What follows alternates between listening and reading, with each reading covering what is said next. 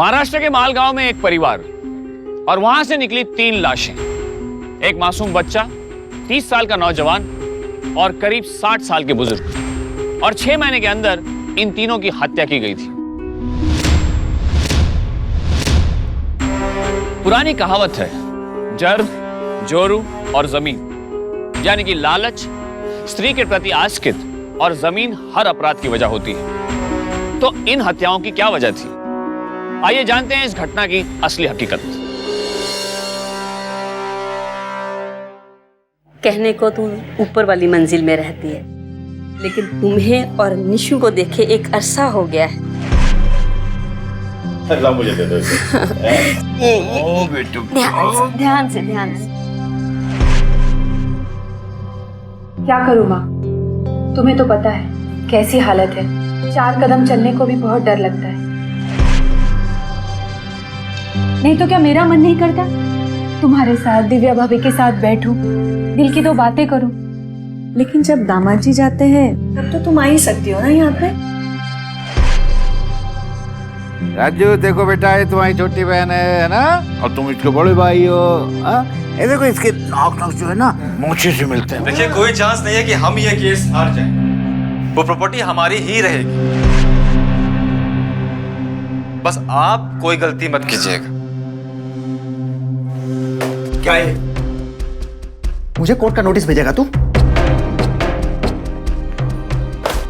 देख अपने भाई की करतूत देख। मुझे पहले से ही पता था एक ना एक दिन तू अपना रंग जरूर दिखाएगा। लेकिन एक बात ध्यान रखना, इस जमीन पर अलका का भी उतना ही हक है। तू उससे ये हक छीन नहीं सकता, समझा तू? और कितनी देर खाएगा मेरे बहन के नाम का? पहले ही पापा से 5 लाख रुपए एक चुका है बिजनेस के नाम। 2 साल पहले यहाँ आया था कि रहने के लिए 1 मिनट जगह चाहिए। पिछले 2 साल से हमारे घर पे बैठा है ऊपर वाले कमरे पे बांस की तरह कब्जा करके। अब तेरी नजर उस हाईवे वाली प्रॉपर्टी पर है ना? कैसी बातें कर रहे हो? दामाद है ये घर के। दामाद? अरे तो इंसान के रहने के लायक भी नहीं है। बहुत बड़ी गलती हो गई अलका से इसकी शादी करके। आज तक पछता रहा हूँ। छोड़ मुझे। अरे सुनिए, अजय सुनिए।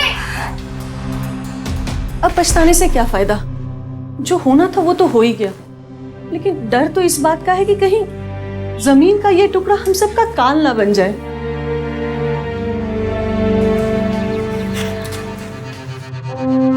सुनिए, आप शांत हो जाइए।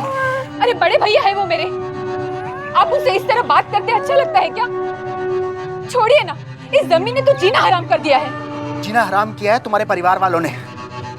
जमीन नहीं गई थी कोर्ट गए थे तुम्हारे बड़े भैया। अलका तुम बहुत भोली हो, लेकिन मैं सब समझता हूँ।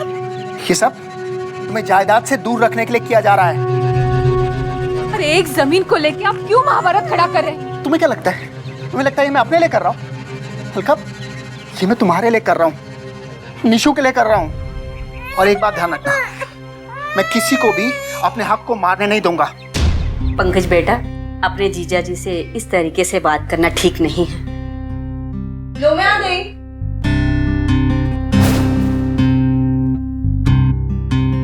क्या हुआ? आप लोग इतने शांत क्यों बैठे हैं? कुछ नहीं, तुम जाओ, जा करके तैयार हो जाओ। पंडित जी आ रहे हैं लड़के वालों के साथ तुम्हें देखने के लिए। पापा, लेकिन मैं और पढ़ना चाहती हूँ। और आप लोगों को इतनी जल्दी क्या है? ज्यादा कलेक्टर बनने की कोई जरूरत नहीं है। और कुछ दिन बीते कोई लड़का नहीं मिलेगा शादी के लिए। और वैसे भी तुम्हारे कॉलेज में क्या काम चल रहा है मुझे अच्छी तरह से मालूम। जाके तैयार हो जाओ। हम जो कर रहे हैं तुम्हारे भले के लिए कर रहे हैं। भैया, ये आप सरासर जबरदस्ती कर रहे हैं मेरे साथ। बेटा, जैसे तेरे भैया कह रहे हैं ना, वैसा ही कर। वैसे भी बड़ी को लेकर घर में बहुत सारी टेंशन चल रही है। तू उन टेंशन को और मत बढ़ा। जा जल्दी जाकर तैयार हो जा।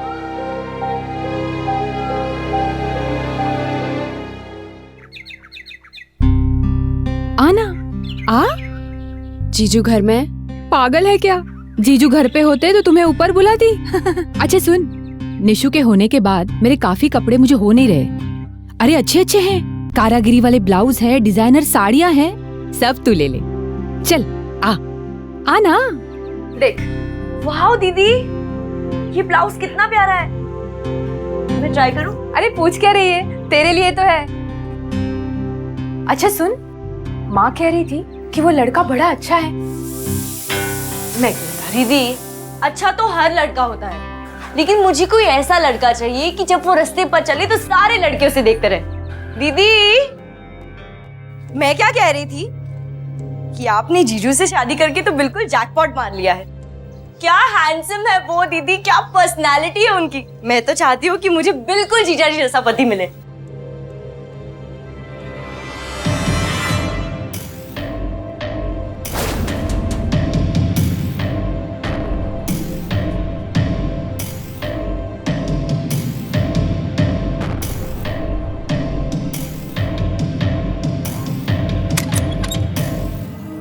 क्या कह रही थी तू?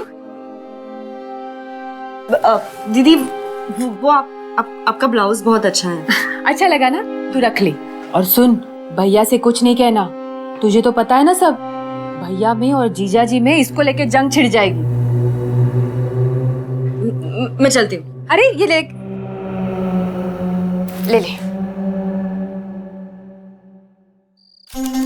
हाँ वो हो जाएगा। दीदी जल्दी चलो ऊपर। दीदी जल्दी।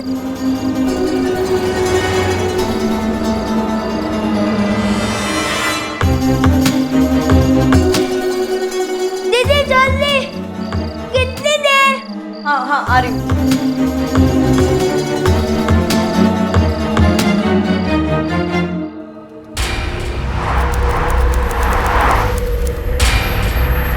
अरे ना,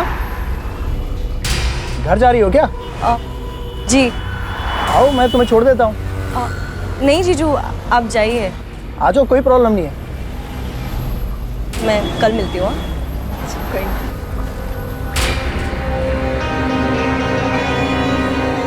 सुना है तुमने अपने लिए लड़का पसंद कर लिया है? पसंद? मुझसे मेरी पसंद पूछी किसने?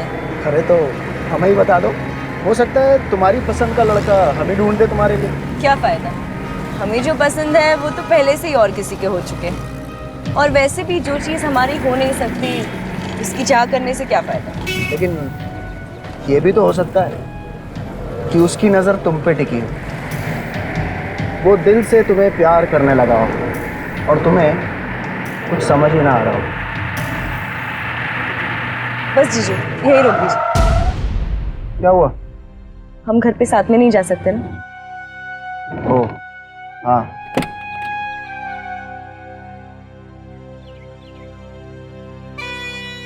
Bye bye.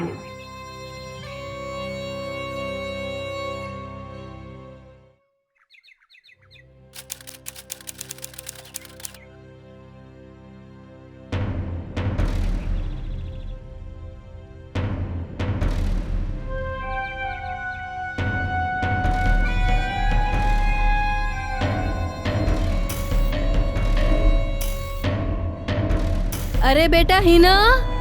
हाँ माँ, आ रही हूँ।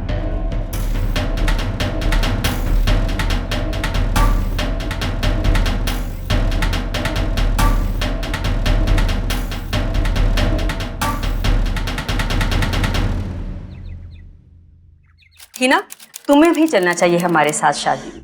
तुम्हारी बड़ी दीदी भी चल रही है। तुम्हारे जीजा जी काम के सिलसिले में शहर गए हैं। घर पूरा सूना हो जाएगा, तुम बहुत अकेली पड़ जाओगी। मेरे एग्जाम्स नहीं होती तो मैं पक्का आप लोगों के साथ चलती। आपको तो पता है मुझे शादियों में कितना मजा आता है ना? हाँ बेटा, चलो चलो, ख्याल रखना अपना। हाँ? चलो सब लोग ठीक से उठा लो। चलो भाई। ध्यान से। हाँ भाभी, बाय।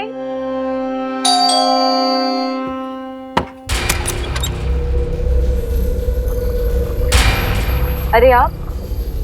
हाँ वो चाबी चाहिए थी ऊपर की। लेकिन आप तो 3 दिन बाद आने वाले थे ना? हाँ वो काम खत्म हो गया इसलिए आना पड़ा। वो चाबी मिलेगी? हाँ लाते हैं।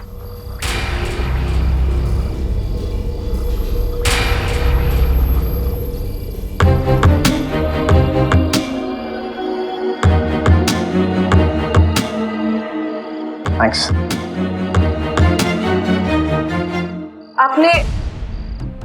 आपने खाना खाया? नहीं, वो पास ही में होटल है, वहीं जाके खा लूंगा। मैंने घर पे खाना बनाया है, अगर आप चाय तो यहीं खा लीजिए। तुम नहीं गई सबके साथ? नहीं, मुझे वो एग्जाम्स की तैयारी करनी थी। इसका मतलब 3 दिन तुम अकेले?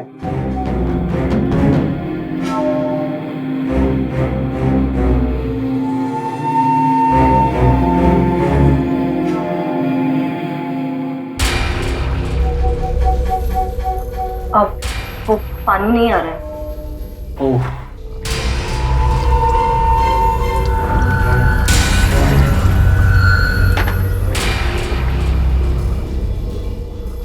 थैंक्स।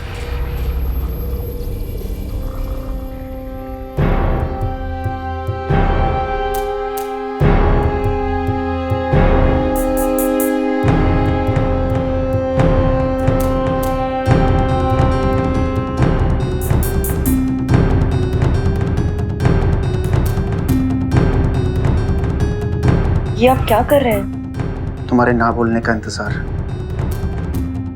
पर ये सब सही नहीं है।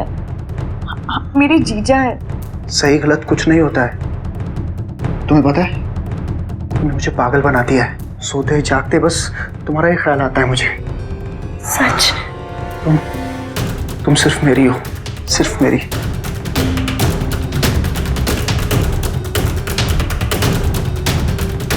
हिना और रवि ने जीजा और साली के रिश्ते की मर्यादा पार कर ली थी।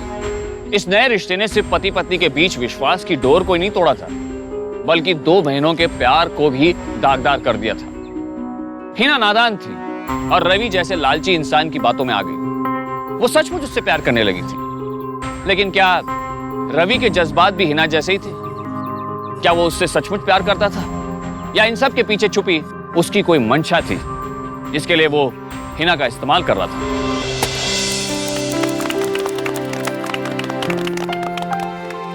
खूब तरक्की करो बेटा, आज तुमने मेरा सर गर्व से ऊंचा कर दिया। क्या हो रहा है सब?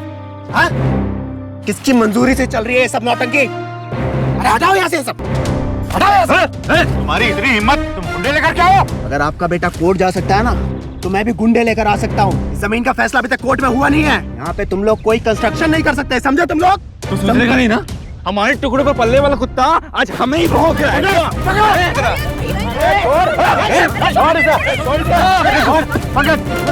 जाओ तुम लोग यहाँ से। देखो ये क्या हो रहा है? पापा रहने दीजिए पापा। दामाद जी, जमीन के टुकड़े के लिए आप पिता समान ससुर को अपमानित कर रहे हैं, ये अच्छा नहीं लगता। मैं सोच भी नहीं सकती हूँ कि आप इस हद तक नीचे गिर सकते। भाभी जी, हद तो आपने मेरी अब तक देखी ही नहीं है। दिखाऊं क्या? मैं आपके हाथ जोड़ती हूँ दामाद जी, चले जाइए आप यहाँ से। दामाद हैं आप इस घर के, ये तमाशा करते हुए आप अच्छे नहीं लग रहे। मैं तमाशा कर रहा हूँ यहाँ पर? मैं तमाशा कर रहा हूँ? मना किया था ना तुम लोगों को, इस जमीन को कोई हाथ नहीं लगाएगा।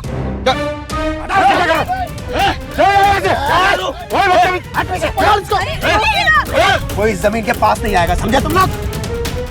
चलिए।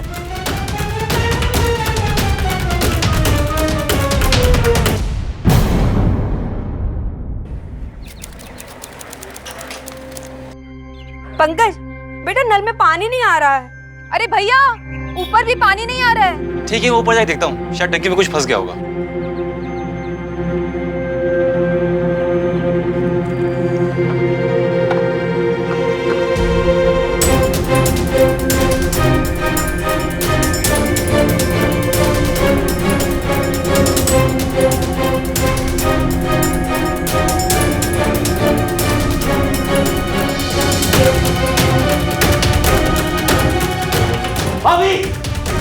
भाभी कहाँ हो तुम?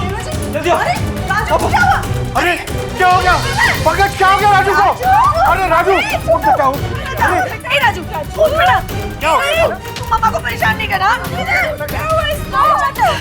ऊपर टंकी के पानी में डूबा हुआ मिला हुआ टंकी में बॉल चली गई, वो देखने के लिए। मेरा राजू, वो ऊपर तो कभी अकेले नहीं जाता। अरे वो तो डरता है मेरे साथ भी जाने में। ये तो वहाँ पे घायल है। क्या कर रहे हो आप लोग? जाओ ना, कोई डॉक्टर को बुलाओ ना। राजू, क्या हुआ? अरे देख ना, आँखें नहीं खोलना, पानी की टंकी में गिर गया। राजू, पानी की टंकी में गिर गया। भाभी जी, हद तो आपने मेरी अब तक देखी नहीं है। दिखाऊं क्या? राजू नहीं मारा है मेरे राजू को, मैं तुझे छोड़ूंगी नहीं।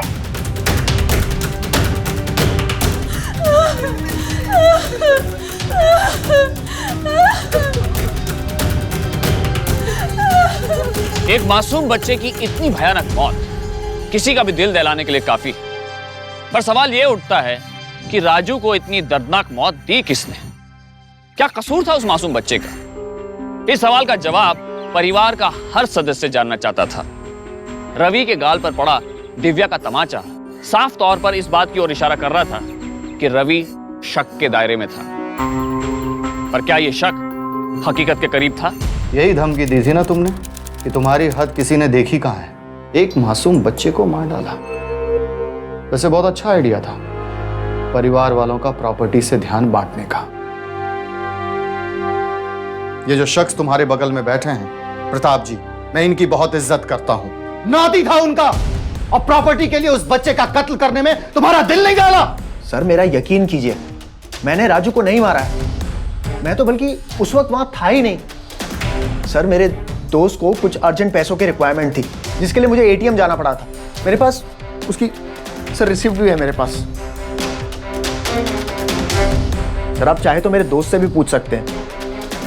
बल्कि सर वो पैसे भी देखिए, वो अभी तक मेरी जेब में है सर, मैं वो भी उसको नहीं दे पाया हूं। किसी को मारने के लिए खुद वहां होने की जरूरत नहीं है, तुम किसी और से भी मरवा सकते हो। सर ये घर जो है ना लोगों से भरा रहता है। क्या किसी ने इस घर में किसी अनजान आदमी को आते जाते देखा? नहीं सर। सर मैं बिल्कुल निर्दोष हूं। मैं ना तो मेरा कोई जान पहचान वाला इस केस में इन्वॉल्व है, और सर राजू बच्चा था, खेलते खेलते गिर गया होगा, और ये लोग मुझ पे इल्जाम लगा रहे। सर इस घर के लोग ना अगर घर में चींटी भी मरे ना तो मुझ पर दोष मारते हैं। अगर दोषी तुम नहीं हो तो तुम्हारा कोई करीबी है। अभी तो मैं तुम्हें छोड़ रहा हूं क्योंकि मेरे पास कोई सबूत नहीं है, लेकिन याद रखना जिस दिन मेरे हाथ सबूत लगेगा तुम्हें घसीटते हुए लेकर आऊंगा और लॉकअप में डालूंगा। अभी तुम जाओ।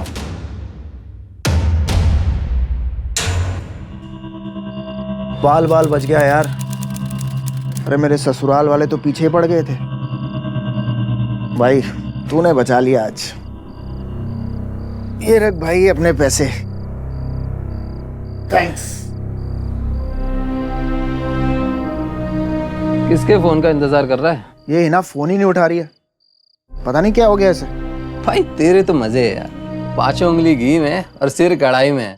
घर वाले तो घर वाली, साली भी खूब खिदमत करती है। अरे नहीं यार, खिदमत तो मैं कर रहा हूँ उनकी। तुझे पता है ये जो मेरा साला है पंकज, ये मेरी साली की शादी एक वकील से करवाना चाहता है। भाई अगर ये शादी होगी ना तो मेरा तो सारा खेल ही खत्म हो जाएगा। एक तो दूसरा दामाद, ऊपर से वकील। इससे तो अच्छा यही है ना कि घर की खेती घर में ही रहे, हम ही उसे बोएं और हम ही उसे काटें। Cheers.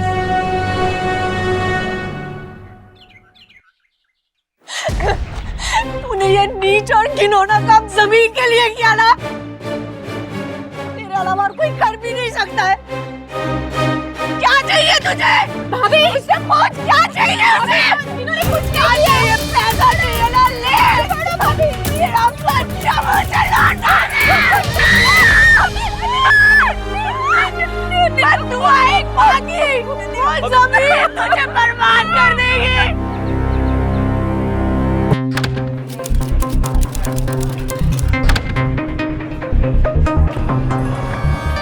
हाय हिना, तुम यहाँ?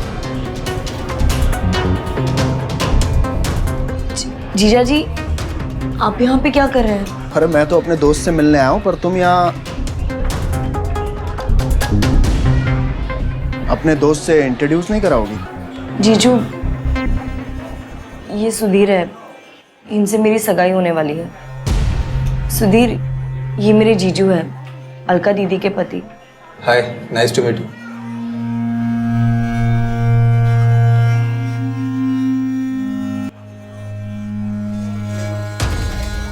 Same here. लगता है मैंने आप दोनों को डिस्टर्ब कर दिया। मैं चलता हूं।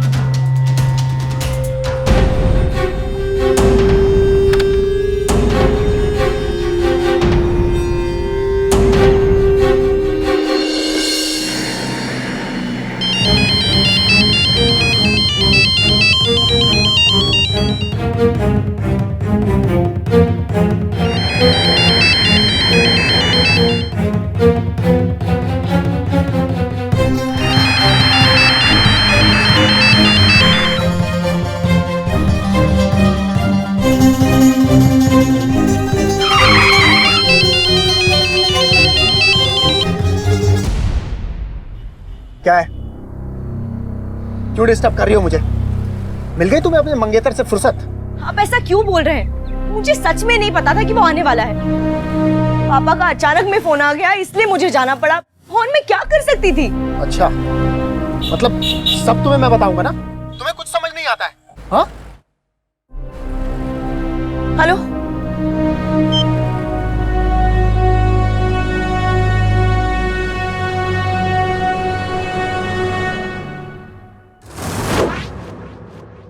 अरे हिना, कैसा लगा सुधीर? भाभी बहुत तकदीर से मिलता है ऐसा लड़का। आपको सुधीर से पूछना चाहिए कि हिना पसंद आई या नहीं। बहुत किस्मत वाली है अपनी बहन। मुझे शादी नहीं करनी। शादी नहीं करनी मतलब? अरे उसे बोलने तो दे। अब आप प्लीज पीछे मत पड़िए। फिल्मों ने दिमाग खराब कर रखा है इसका। इंग्लैंड से कोई राजकुमार नहीं आएगा तेरे लिए। या फिर तू कहीं और मुंह काला करा रही है आजकल? देवर जी, क्या कर रही है तुम आजकल? बस कीजिए। क्या कर रहा है तुम? पीछे हटिए। हिना, जा बेटा अंदर। क्या है? जवान लड़की है, उसके भी कोई अरमान होंगे ना। और सब कुछ तो इतनी जल्दी में हो रहा है, संभाल नहीं पा रही होगी वो अपने आप को। मैं बात करती। और हाँ, ऐसे जोर जबरदस्ती से ना कभी शादियां नहीं होगी। अब प्लीज पीछे मत बोलिए। मैं लड़के वालों को जुबान दे चुका और ये शादी तो अब होकर ही रहेगी।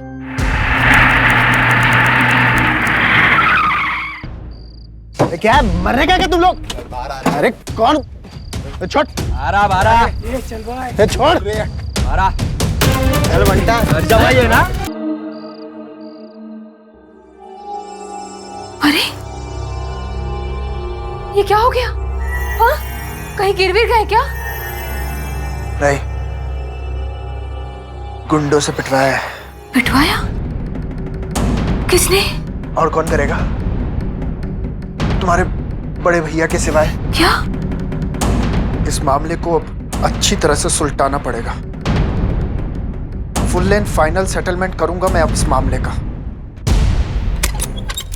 पंकज, आ गया हुआ? इतनी रात हो गई है, दरवाजा भी खुला है, घर भी नहीं पहुंचा, लाइट भी नहीं जल रही है। कहां गया हुआ है? देखें जरा। पंकज, पंकज,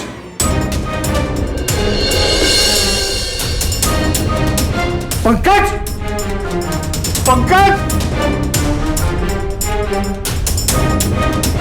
पंकज। सर, लगता है मामला रॉबरी का है। चोरों ने गले से सोने की चैन और हाथ से कड़ा निकाल दिया है सर। सर, लगता है डाका डालने आए होंगे, पकड़े जाने के डर से मार डाला सर। ये चोरी का मामला नहीं लगता है।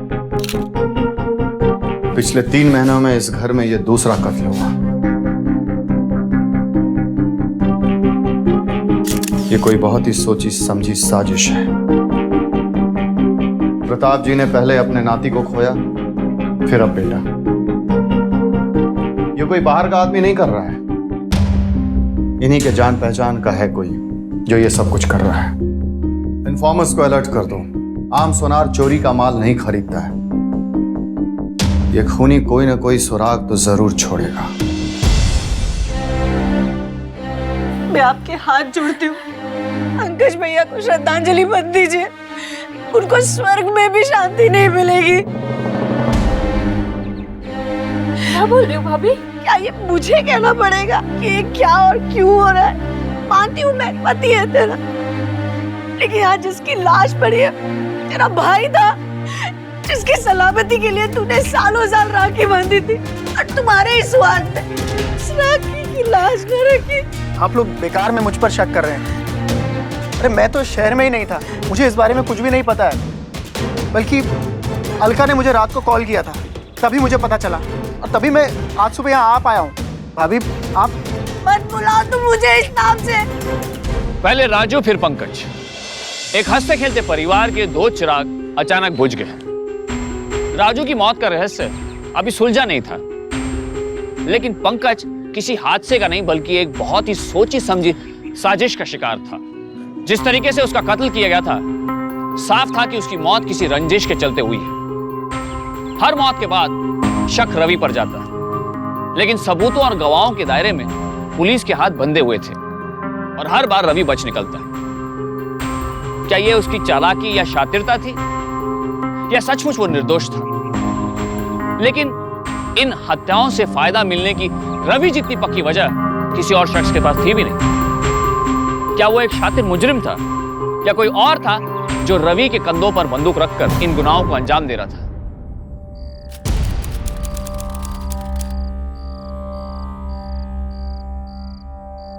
बेटा कहाँ थी अब तक आप? पापा क्लासेस में थी, और कहाँ होंगी? अच्छा, इतनी देर?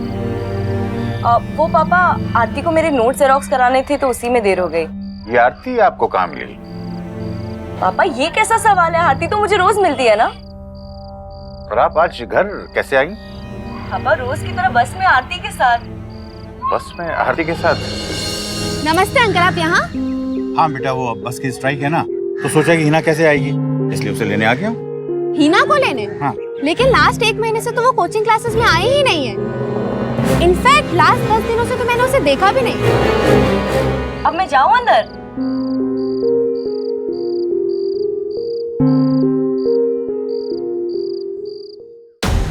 हिना प्रताप की लाडली बेटी थी और उसने कभी कोई ऐसा काम नहीं किया था जिससे प्रताप या परिवार वालों को शर्मिंदा होना पड़े। तो फिर ऐसी क्या बात थी कि उनकी आज्ञाकारी बेटी बिना डरे अपने पिता से झूठ पे झूठ बोले जा रही थी? यह बात प्रताप को बहुत खल रही थी और अब उन्हें इस मामले की तह तक पहुंचना था।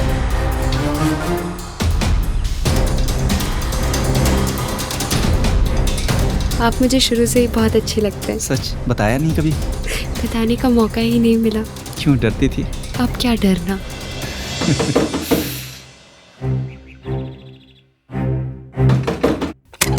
अरे मना किया था ना डिस्टर्ब करने।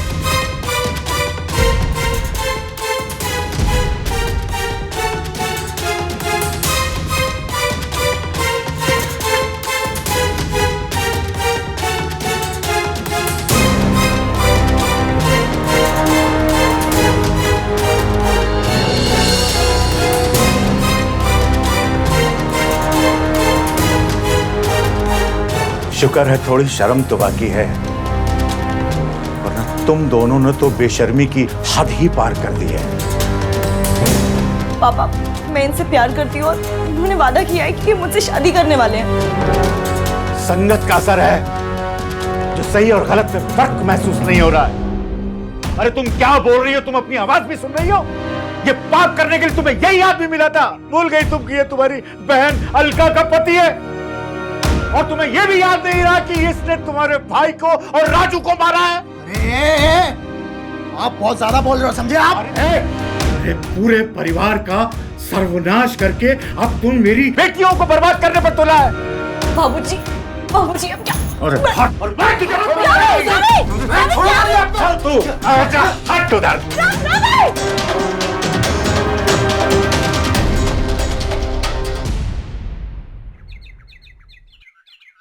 ये खाना पीना ना खाने से कुछ नहीं होगा, तुम्हें कोई सहानुभूति नहीं मिलेगी। जब बच्चा कोई गलत जिद करता है ना, तो जरूरत पड़ने पे ना उसको एक सबक सिखाया जाता है। अभी ये मेरी जिंदगी है, ये मेरा फैसला होना चाहिए कि मैं किससे प्यार करूं और किससे शादी करूं। इतनी खुदगर्ज मत बन ही ना। अभी अभी पापा ने 2 अर्थीयों को उठाया है, सुकून से एक डोली उठाने का तो मौका दे। और हाँ, तू जिस सुनहरे सपने के पीछे भाग रही है ना, आंख खोल और देख, वो सपना नहीं है, एक हैवान है जिसके हाथ तेरे ही राजू और भैया के खून से रंगे हुए हैं। इससे पहले हीना की कोई और अनर्थ हो, नींद से जाग जा।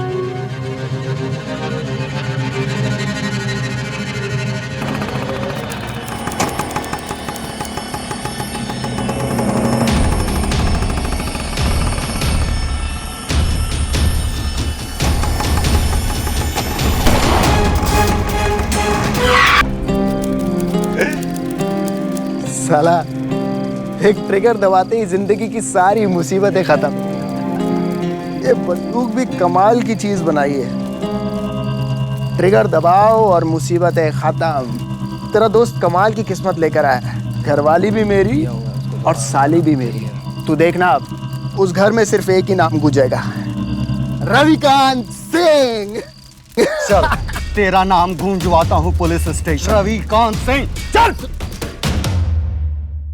हाँ साहब, यही है वो जो कुछ दिन पहले कड़ा बेचने आया था और इसने एक राइफल भी खरीदी थी। देख ले भाई ठीक से, इससे कोई भूल चूक ना हो जाए।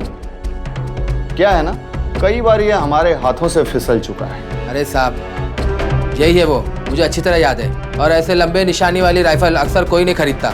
मुझे इसका चेहरा पक्का याद है। यही है वो। ठीक है, तुम जा सकते हो। सलाम साहब।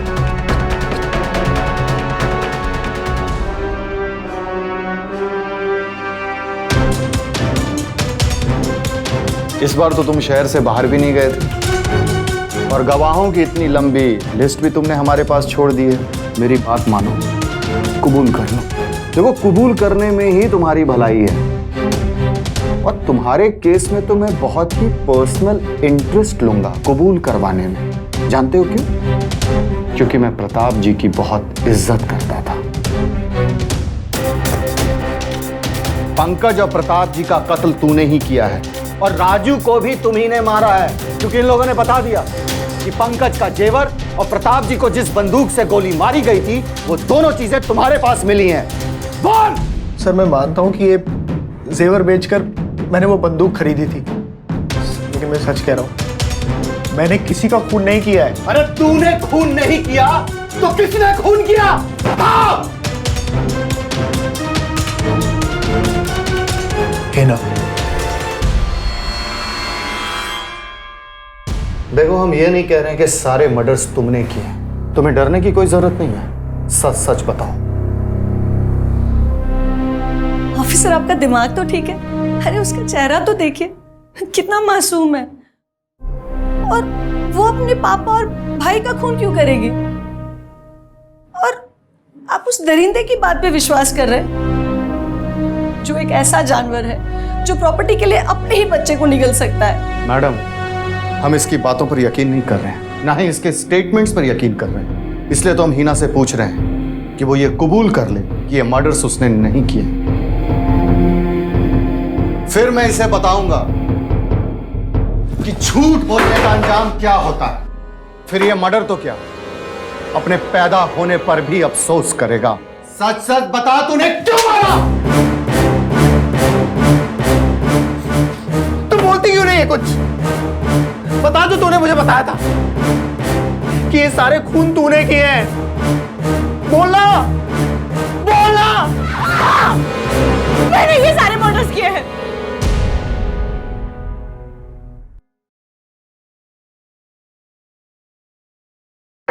मैंने ही मेरे बाप और मेरे भाई को मार डाला।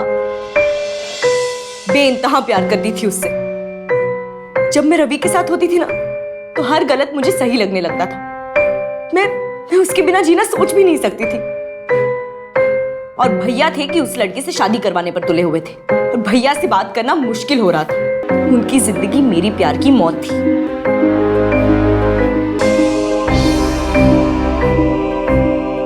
हीना, पंकज भैया का कत्ल तूने किया? अरे मैं तो सोच भी नहीं सकती हूँ कि ऐसे घिनौने और खतरनाक हादसे को तू अंजाम दे सकती है। अरे हम तो कुछ और ही सोच रहे थे। हिना, उन सबको बताओ कि तुमने पापा के साथ क्या किया। क्या? हिना, तुमने अपने पापा को मारा? बता, बता तूने अपने पापा के साथ क्या किया? बता, क्या किया अपने पापा के साथ? तुम्हें मेरे पापा को मानना ही पड़ेगा, नहीं तो सब खत्म हो जाएगा। ना ही तुम्हें वो जमीन मिलेगी और ना ही हमारी शादी हो पाएगी। अरे तेरा दिमाग खराब हो गया है क्या? इश्क लड़ाना एक बात होती है और किसी की जान लेना दूसरी। कैसी फिल्मी बातें कर रही है तू? तुझे ये सब आसान लगता है? देख, हम कुछ सोचते हैं, कुछ ना कुछ सॉल्यूशन जरूर निकलेगा। देख, पंकज भैया के साथ जो कुछ भी हुआ वो बहुत बुरा हुआ, लेकिन तू ये भी तो देख, भगवान हमारे साथ है, अपने आप हमारा रास्ता साफ कर दिया है ना? तू भी ना। तुम्हें क्या लगता है कि पंकज भैया का रास्ता ऊपर वाले ने साफ कर दिया? नहीं। कहना क्या चाहती है तूने? हाँ, मैंने ही पंकज भैया को मार दिया। अगर मैं उन्हें नहीं मारती ना तो वो तुम्हें मरवा देते और मेरी शादी उस लंगूर के साथ हो जाती। एक काम करो, ये लो और इसे जाकर कहीं बेच दो और जो पैसे मिले उससे एक लॉन्ग रेंज राइफल खरीद लो।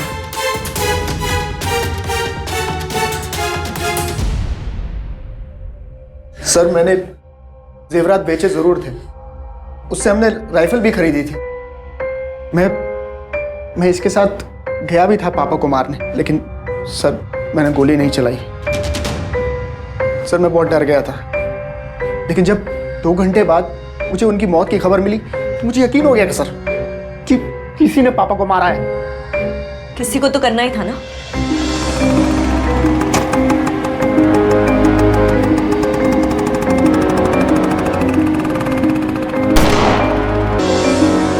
रवि, मैंने ये सब तुम्हारे लिए किया है।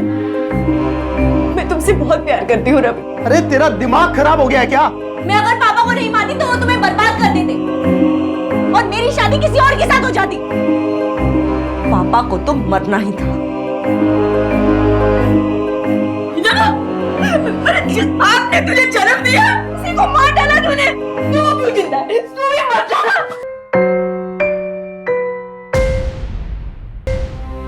तूने राजू को मारा नहीं ना?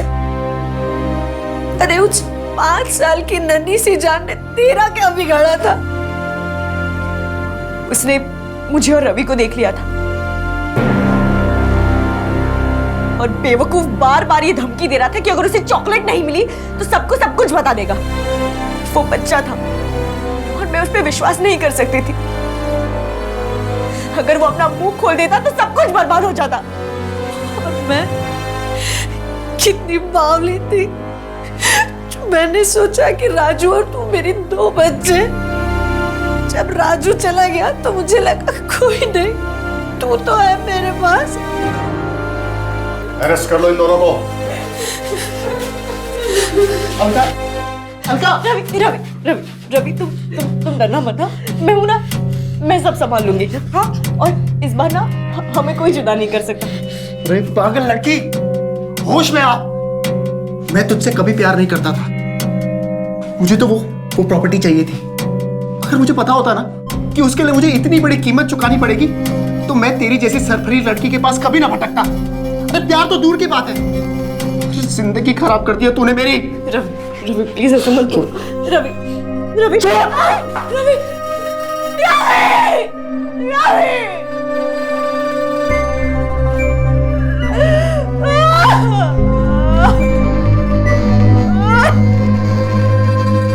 आईपीसी की धारा 302 के तहत हिना को गिरफ्तार कर लिया गया, जिसमें उसे उम्र कैद या सजाए मौत तक की सजा दी जा सकती है। और जहां तक रवि का सवाल है तो हिना के साथ अपराध में साझेदार होने के लिए आईपीसी की धारा 300 के तहत उस पर मुकदमा चलाया गया।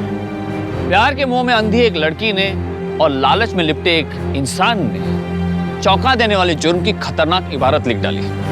हिना ने एक बार भी नहीं सोचा कि वो अपने परिवार के लोगों का खून बहा रही है, जिनका खून उसकी रगों में दौड़ रहा है। यकीन नहीं होता कि इश्क के जुनून में कोई भी लड़की इस तरह का भयानक कदम उठा सकती है। वैसे देखा जाए तो हिना अपने दिल के हाथों मजबूर थी, पर मजबूरी का हल मुजरिम बनकर नहीं निकाला जा सकता। आजकल की नई पीढ़ी प्यार मोहब्बत की परिभाषा को बहुत ही हल्के और दिल फेंक तरीके से लेते हैं। अगर लड़की किसी को ना कर दे तो लड़का उस पर एसिड फेंक देता है। प्यार में नाकामयाबी मिले तो सुसाइड कर लेते हैं, और ये सब करते हैं प्यार के नाम पर। वो एक बार भी नहीं सोचते कि प्यार कभी इंसान को गिराता नहीं, बल्कि इंसानियत का पाठ सिखाता है। सच्चाई, एतबार, दया, माया, ये सब प्यार के ही रूप होते हैं। इनके बिना प्यार अधूरा है। अधूरा क्या, वो प्यार ही क्या जो अपनों की चिताओं की आग से रोशन हो। अब मुझे दीजिए इजाजत, कल फिर होगी आपसे मुलाकात। तब तक सावधान इंडिया, इंडिया फाइट्स बैक।